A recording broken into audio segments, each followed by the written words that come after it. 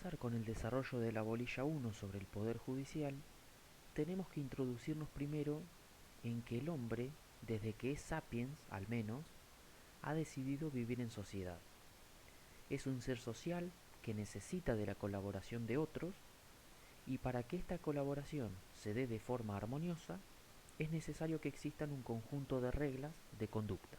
Luego podemos pensar que no es necesario que todas estas reglas estén escritas y establecidas por un monarca, un estado, un imperio, etc., para que existan y la sociedad esté de acuerdo en cumplirlas. Y ahí aparece la idea del derecho normativo, el derecho positivo, la moral, la ética, etc. Entonces podemos afirmar ahora que el hombre, para vivir en sociedad armoniosamente, establece reglas de conducta, las cuales inciden en la libertad de los individuos y obliga a las personas que quieren ser aceptadas en esta sociedad a seguirlas. De esta idea surgen los tres derechos básicos de las democracias liberales modernas, que son el derecho a la vida, la libertad y la propiedad. Por último, estas reglas de conducta prescriben y describen cómo deben ser las cosas. Pasando ahora a la distinción que mencionamos, tenemos que el derecho positivo, que son las normas, serían leyes y códigos escritas que devienen del derecho natural.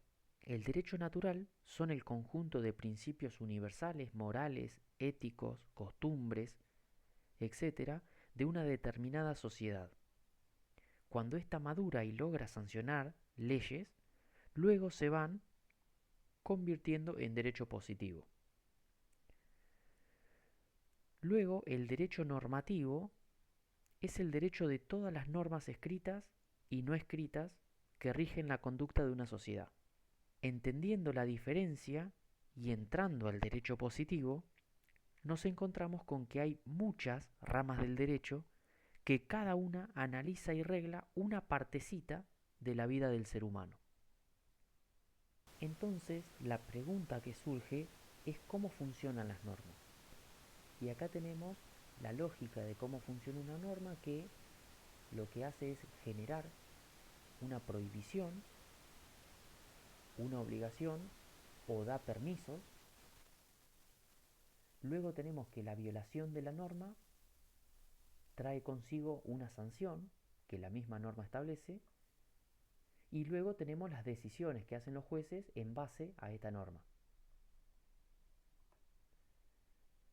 Entonces, siguiendo con la respuesta de cómo funcionan las normas, tenemos que el Código Civil y Comercial establece que los hechos y actos jurídicos producen consecuencias en el ámbito del derecho.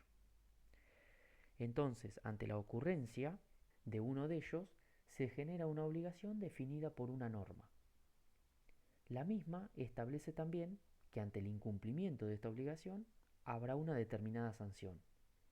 Y un ejemplo para ver es que en la ley 20.628 de impuesto a las ganancias tenemos que por artículo 1 todas las ganancias obtenidas por un sujeto quedan alcanzadas. Por artículo 2 tenemos la teoría de la fuente y la teoría del balance, y luego en el artículo 2, inciso 3, 4 y 5 son las excepciones a la teoría de la fuente. Entonces la ocurrencia de una ganancia genera un hecho imponible y consecuentemente la obligación del pago. Pero justamente del incumplimiento de este pago pueden surgir distintas sanciones como intereses punitorios y resarcitorios, y en los casos de evasión surgen sanciones penales. Entonces así es como podemos esbozar cómo funcionan estas normas jurídicas. Ahora bien, en base a este derecho normativo que rige cómo debemos comportarnos los seres humanos, creamos relaciones ya sean de colaboración o de conflicto. La colaboración se instrumenta generalmente mediante un contrato. Y luego en ciertas situaciones puede existir o alguna de las partes puede sentir que hay intereses incompatibles y creer que han sido violados ciertos derechos que le corresponden por ley, surgiendo así distintas demandas por el conflicto. Este conflicto en algunos casos son naturales y son propios de los vínculos de cooperación. Y ejemplo de esto son el contrato de compra-venta. Por un lado tenemos el vendedor que quiere el mayor precio Y por otro lado tenemos el comprador que quiere comprar al menor precio posible. Entonces hay intereses incompatibles, pero dentro de un marco de posibilidades que podrán resolverlo sin que uno infrinja una regla. Nadie viole el derecho del otro. Esto es si se termina negociando un precio de mercado por oferta y demanda y la transacción o transferencia es voluntaria. Pero luego existen otros casos, como alquilar y no pagar, que infringe el Código Civil y Comercial de la Nación, alguien que vende algo fallado, infringiendo la Ley de Defensa del Consumidor, o no pagar los impuestos, que entra en colisión con el derecho tributario. Y acá no hay una mera contraposición de intereses, el conflicto ya es distinto. Entonces, como está violando una norma, estos conflictos deben tener una resolución distinta a los casos que ya son naturales y propios justamente del vínculo de cooperación. Entonces acá aparecen otros métodos de solucionar conflictos que no sea llegar al Poder Judicial. Y son ejemplos de esto la mediación, la negociación directa entre partes, el arbitraje, la mediación obligatoria, etc. Y bueno, y acá tenemos que el artículo 724 del Código Civil y Comercial de la Nación da la definición de qué es una obligación. La obligación es una relación jurídica en virtud de la cual el acreedor tiene derecho a exigir al deudor una prestación destinada a satisfacer el interés lícito y ante su incumplimiento a obtener forzadamente la satisfacción de dicho interés. Entonces llegamos a la pregunta de cómo se resuelven los conflictos. Entonces tenemos mecanismos de resolución delegadas al Estado y otros métodos alternativos que son los que nombramos anteriormente, que serían arreglos privados mediante acuerdo de parte. Por ende, las delegadas al Estado son resueltas por medio del Poder Judicial mediante la aplicación, en particular, del derecho de fondo, que serían los códigos y leyes que describen los sujetos, establecen cómo deben ser las cosas, y son ejemplo de esto el Código Civil y Comercial, el Código Procesal Penal, la Ley de Contrato de Trabajo, etc. ¿Y cómo aplica este derecho al Poder Judicial? Bueno, mediante el Código y leyes de procedimiento. El derecho procesal establece las normas y los caminos que deben seguirse según el fuero del derecho en el que caiga la demanda por el conflicto, justamente para la resolución del mismo. Entonces vamos a tener una estructura del Poder Judicial con tribunales unipersonales y colegiados, cámaras de apelación, cámaras de casación, la Suprema Corte de Justicia de la Provincia de Buenos Aires, etc. Antes de ver los mecanismos de resolución del conflicto que tiene el Estado, primero tenemos que el Estado actúa para prevenir los conflictos. Una vez que ya hay un conflicto, llegamos al proceso judicial. Mediante este proceso el Estado interviene en un conflicto como mediador. Se podría decir firmando una sentencia por medio de un juez. Este juez, cuando decide mediante resolución judicial, da una orden y el Estado, que tiene el poder de la fuerza y la coerción, la aplica para hacer cumplir estas normas y estas resoluciones particulares que emiten los jueces. Por ende, cuando hablamos del uso de la fuerza por parte del Estado, estamos hablando de que tiene el derecho a tomar un bien del patrimonio del deudor, por ejemplo, venderlo, transformarlo en dinero y saldar la deuda con su acreedor. El Estado usa el monopolio de la fuerza para hacer efectivo el derecho. En lo civil y comercial, ¿sobre qué se va a hacer efectivo esa responsabilidad? Sobre el patrimonio de la persona. De esta persona que es infractora del derecho. Por otro lado, tenemos los métodos alternativos que estuvimos mencionando. Al Estado lo que le importa es la solución pacífica de los conflictos. Por ende, en aquellas materias que no sean de orden público, pueden existir medios alternativos en donde los particulares puedan encontrar la solución sin acudir a los medios del Estado. Y acá entran los acuerdos voluntarios entre partes, que hay de todo tipo, algunos ejemplos son los que mencionamos. Hasta ahora vimos las relaciones interpersonales, que podían ser de colaboración o de conflicto. Justamente en particular vimos los conflictos, de cómo se resuelven, y también vimos la intervención del Estado en el conflicto. Ahora vamos a repasar cómo está organizado el Estado según la Constitución Nacional de la República Argentina. Según el artículo 1, Argentina se organiza por el sistema representativo, republicano y federal. Representativo porque elegimos por democracia a los representantes y gobernamos a través de ellos, y no de forma directa. Federal porque tenemos distintos niveles del Estado y cada uno de ellos tiene sus poderes, sus funciones y atribuciones. Hace referencia a la descentralización del poder y no la centralización en el poder nacional, digamos, en el presidente de la nación.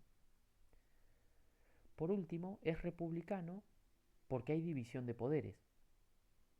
Tenemos poderes independientes, también con sus funciones y atribuciones propias. Y entonces casi todos los estados modernos están organizados con tres poderes: el ejecutivo, el legislativo y el judicial. El ejecutivo lo que hace es administrar, ejecuta las leyes y las normativas que sanciona el poder legislativo. El poder legislativo legisla, sanciona y emite leyes de carácter general. Representa la voluntad del pueblo y de las provincias, por eso es que tenemos la Cámara de Senadores que representa a las provincias, la Cámara de Diputados que representa al pueblo, y bueno, supuestamente sanciona las leyes que como sociedad queremos tener. Y luego el Poder Judicial tiene la función principal de administrar justicia, con la función jurisdiccional.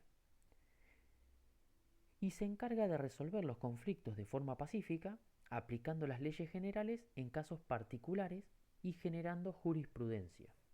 Lo que no podemos confundir acá es la función jurisdiccional con el poder que le ejerce. No hay que confundir la función con el poder, porque en general en los tres poderes hay manifestaciones de los tres poderes.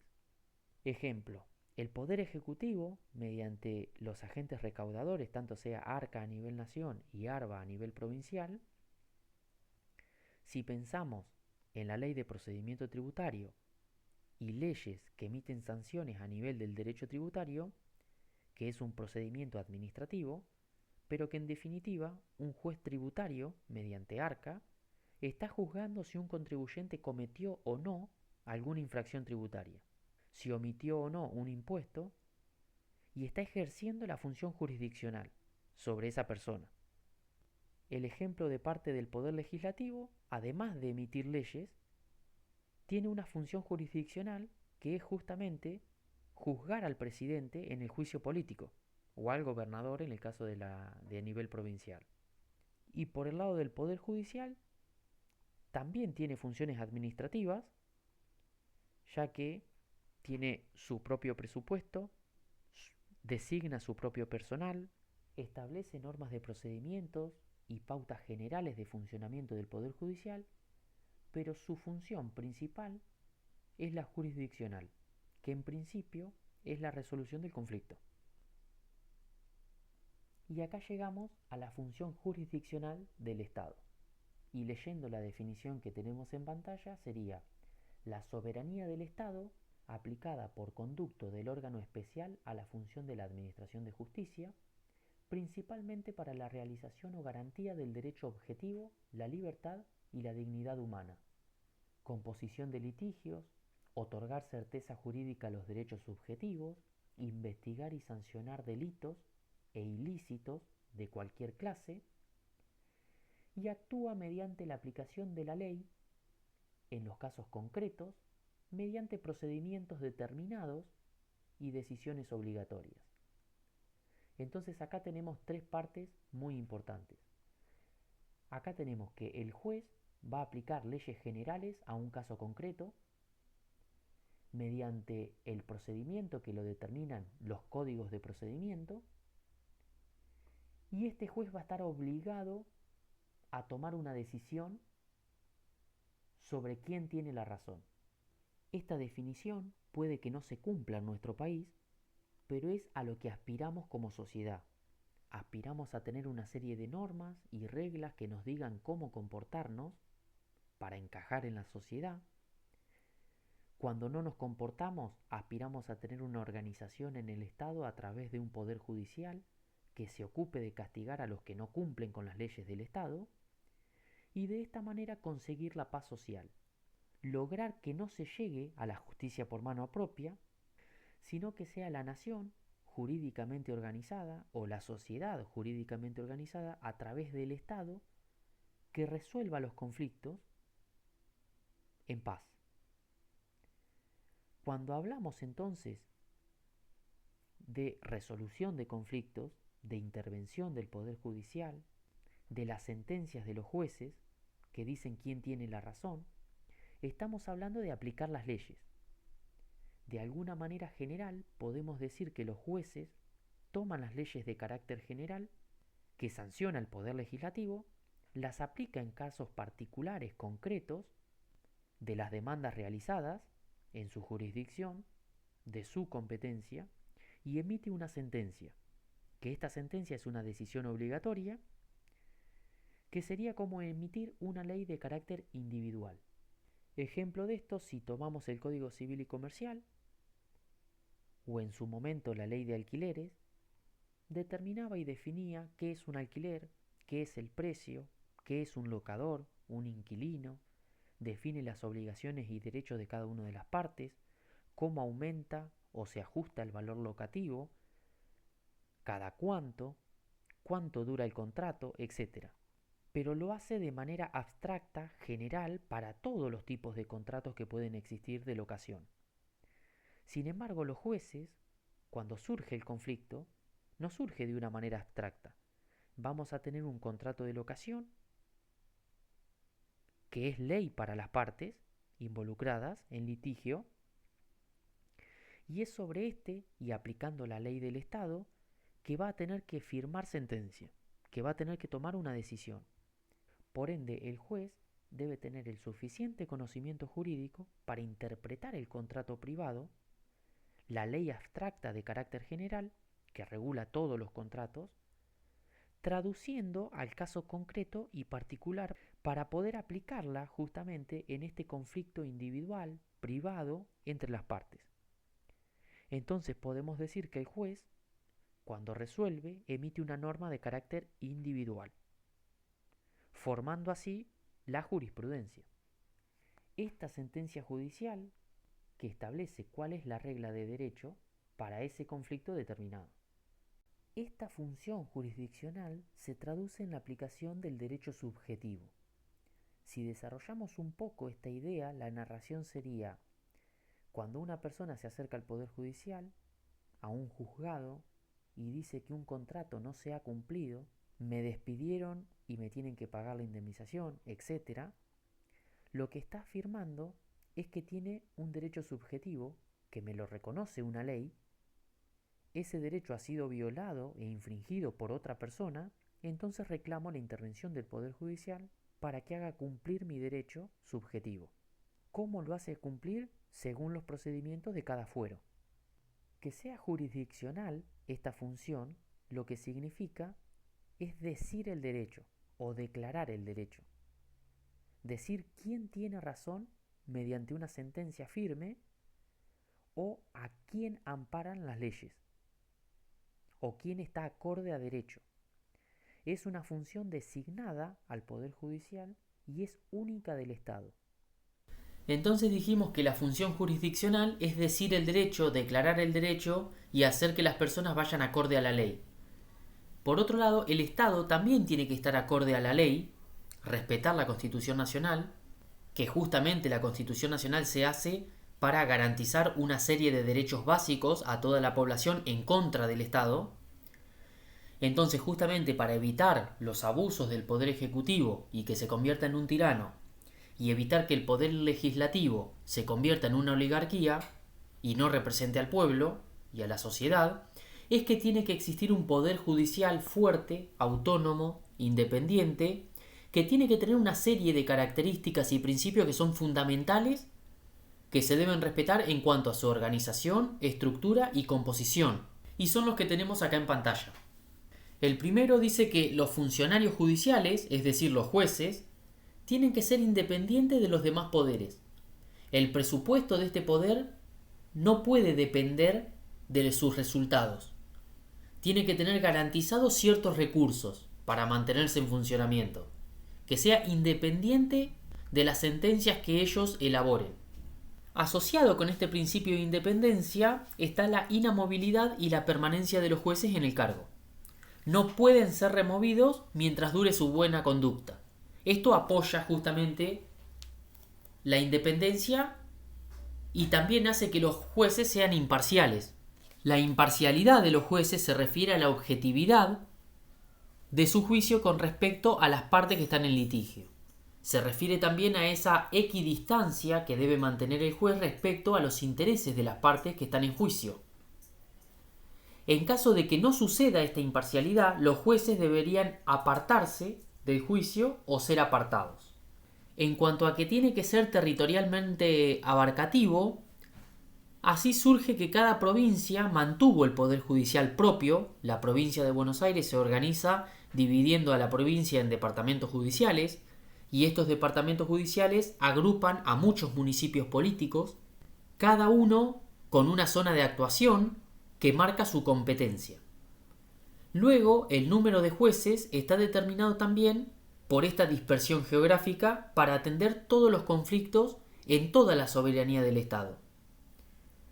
Entonces, número y correcta distribución es la clave para una eficiente actuación del Poder Judicial en tiempo y forma. Otro principio es la pluralidad jerárquica. Implica que vamos a tener distintas instancias donde las sentencias judiciales de los jueces inferiores pueden ser revisadas por jueces de instancias superiores. Y acá entran los ejemplos que vimos del fuero civil y comercial y del fuero laboral. Esto surge porque los jueces son humanos y se pueden equivocar. Por ende, para acotar los márgenes de error, es que se puede apelar la sentencia y pedir la revisión en la Cámara de Apelación, o, llegado el caso, en la Suprema Corte de la Provincia de Buenos Aires. Después tenemos los sistemas de selección que deberían ser transparentes por capacidad técnica, por resolución de conflicto, por experiencia, por currículum, etc. Luego, en cuanto a los sistemas procesales que tienen que ser efectivos y eficientes, es que se establece por ley procesos que tienen que ser ágiles, eficientes, donde se aprovechen los recursos y se solucionen los conflictos que se generen en la sociedad. Y por último, la distribución de la justicia por materia se debe a la complejidad y amplitud de las distintas ramas del derecho. Entonces es imposible en la práctica que un solo juez tenga conocimiento detallado de todas las ramas y sea experto en todos los fueros que existen en las sociedades complejas y con grandes volúmenes de operación de hoy en día. Cabe aclarar que por cada rama del derecho puede existir un fuero en el Poder Judicial. Y bueno, son ejemplos de estos el fuero procesal penal, el contencioso administrativo, el laboral, el fuero civil y comercial, etc. Como la organización de nuestro país es federal y republicano, significa que vamos a tener un Estado nacional conformado por varios estados provinciales. La Constitución delimita los derechos básicos del pueblo y qué funciones va a tener la nación y cuáles van a mantener las provincias. Por ende, vamos a tener una Constitución Nacional de la República Argentina y las constituciones provinciales de cada una de las provincias que son parte. También va a haber órganos e instituciones que representan los tres poderes, tanto a nivel nación como a provincia. También vamos a tener dos ámbitos normativos distintos. Vamos a tener normas procesales a nivel nacional y a nivel provincial. Y esto lleva a que existan también códigos procesales para determinar cómo van a actuar estas instituciones tanto a nivel nacional como a nivel provincial. Pero las provincias lo que hicieron fue delegar en la nación la emisión de los códigos de fondo, que por ejemplo es el Código Civil y Comercial de la Nación. Se aplica en todas las provincias, en cada una de ellas va a haber un código de forma que le va a decir al juez cómo debe proceder para la resolución de los conflictos, pero en sí se va a aplicar ese código de fondo. Con esta introducción y aclaración entramos a lo que sería la jurisdicción y la competencia.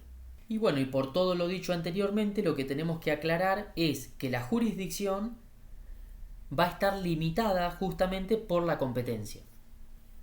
La competencia es la capacidad o aptitud que la ley reconoce a un juez o tribunal para actuar, para ejercer sus funciones respecto a una determinada categoría de asuntos o durante una determinada etapa del proceso.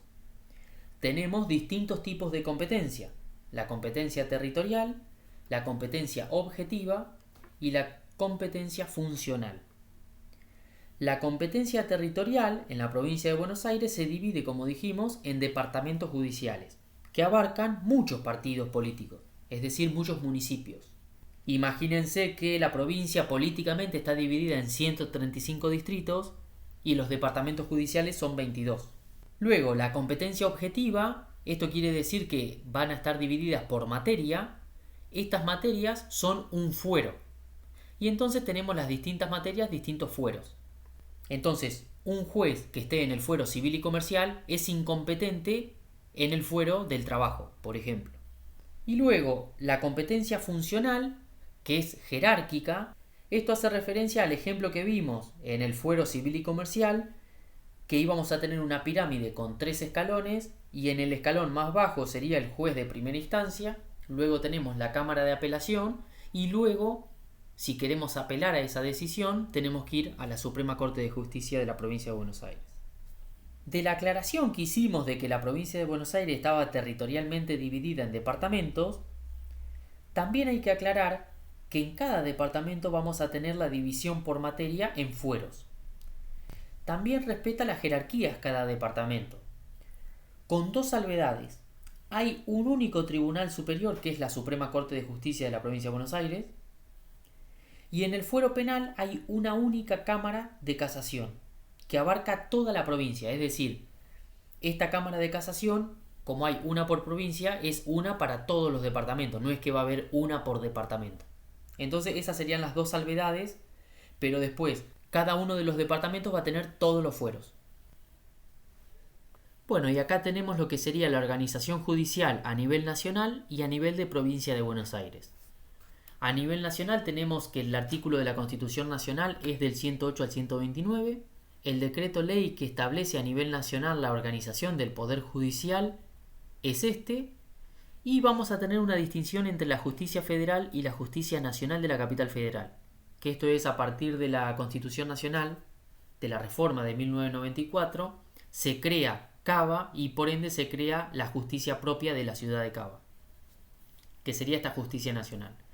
Y por el lado del Poder Judicial de la provincia de Buenos Aires tenemos estos artículos de la Constitución Provincial y luego la Ley Orgánica del Poder Judicial, que es la 5.827.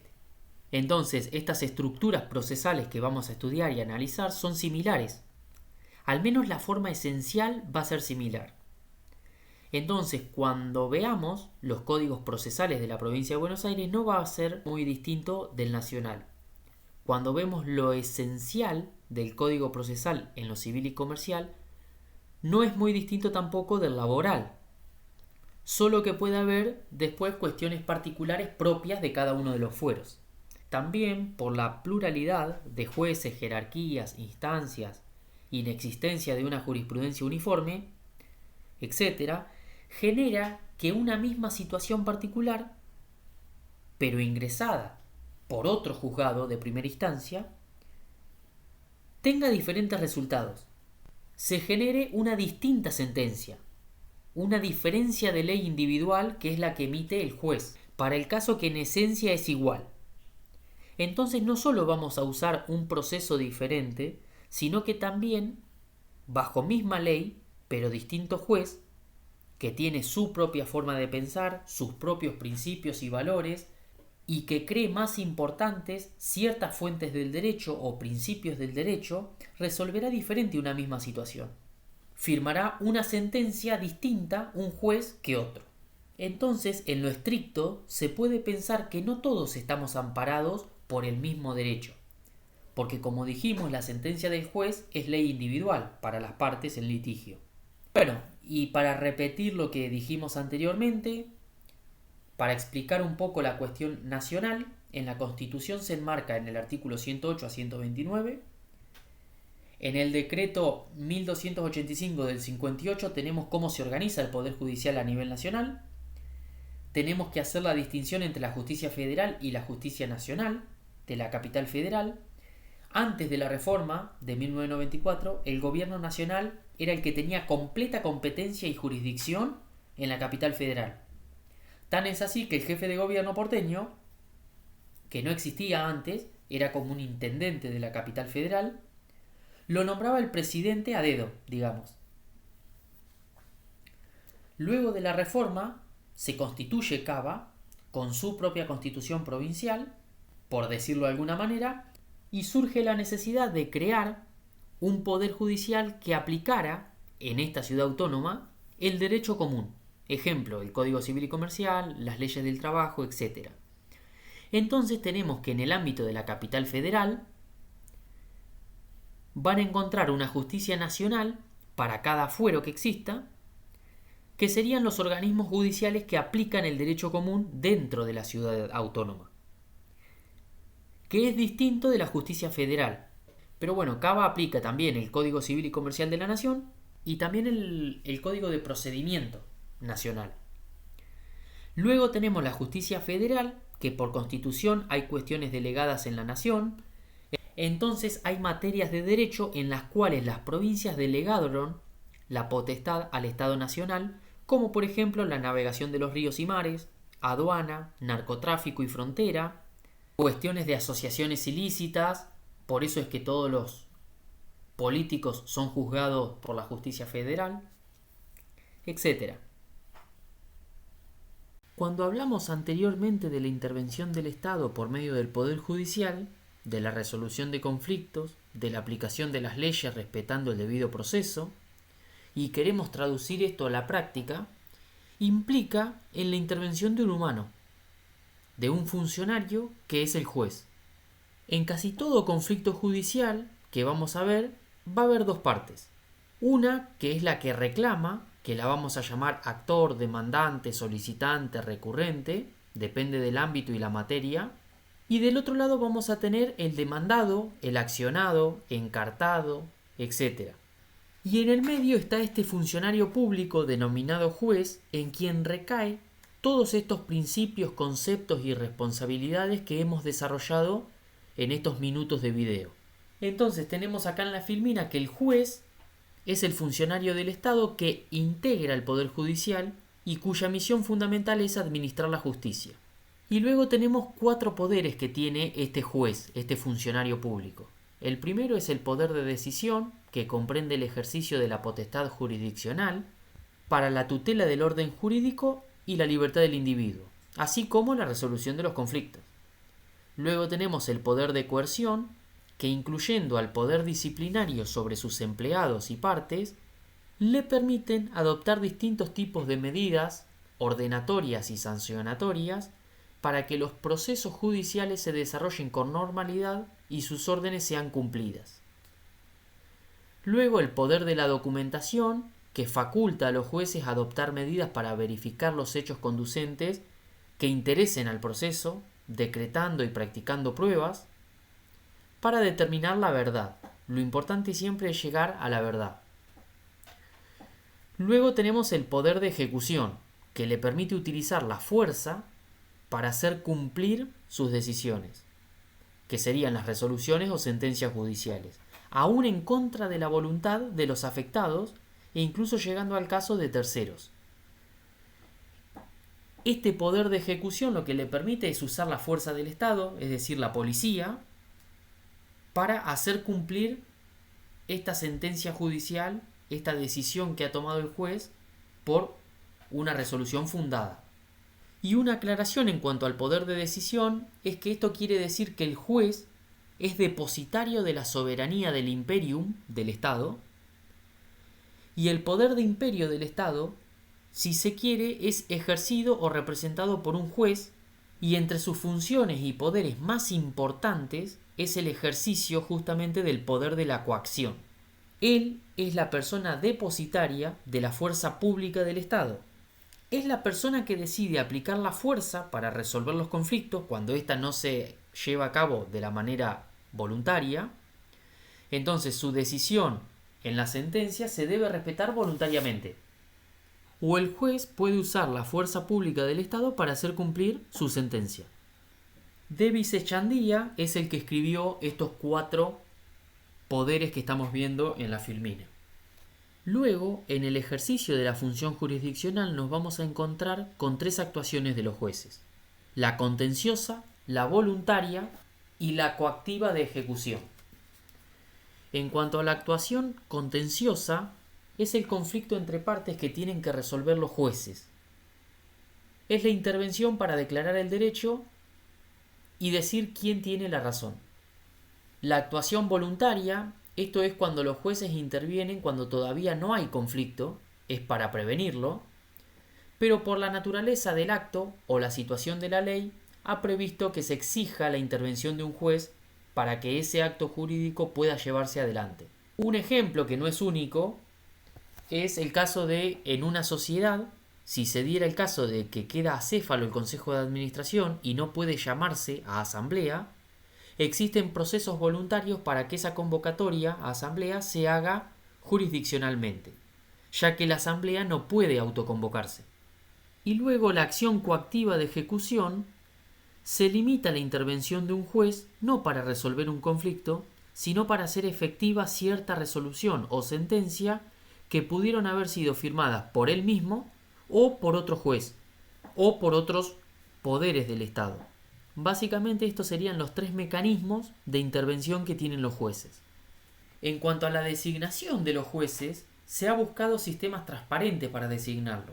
Tanto a nivel nacional como provincial hay diferencias entre las designaciones de los tribunales superiores e inferiores, y a nivel nacional tenemos el órgano superior es la Corte Suprema de Justicia de la Nación, y los jueces que la integran son designados por el presidente, el Poder Ejecutivo, con aprobación o acuerdo del Senado por 2/3 de los votos afirmativos, y a nivel provincial los integrantes de la Suprema Corte de Justicia de la Provincia de Buenos Aires son designados por el gobernador, también con el acuerdo del Senado provincial.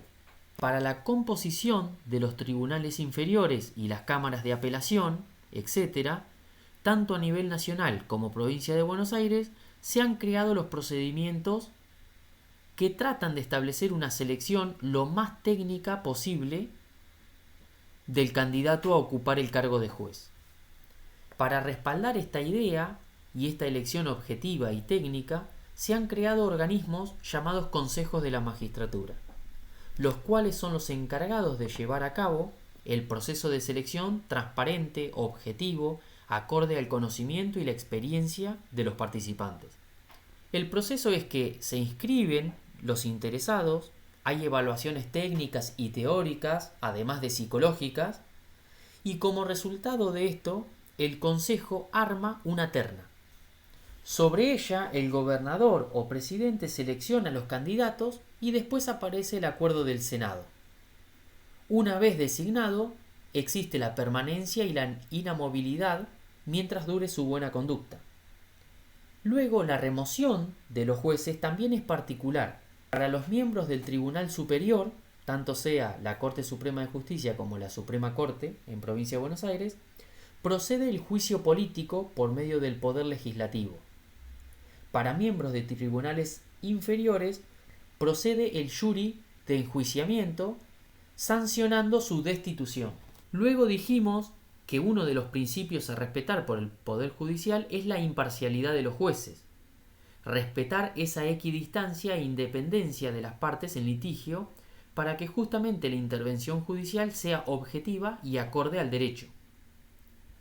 También hablamos de que para garantizar esa imparcialidad, los jueces se podrían apartar.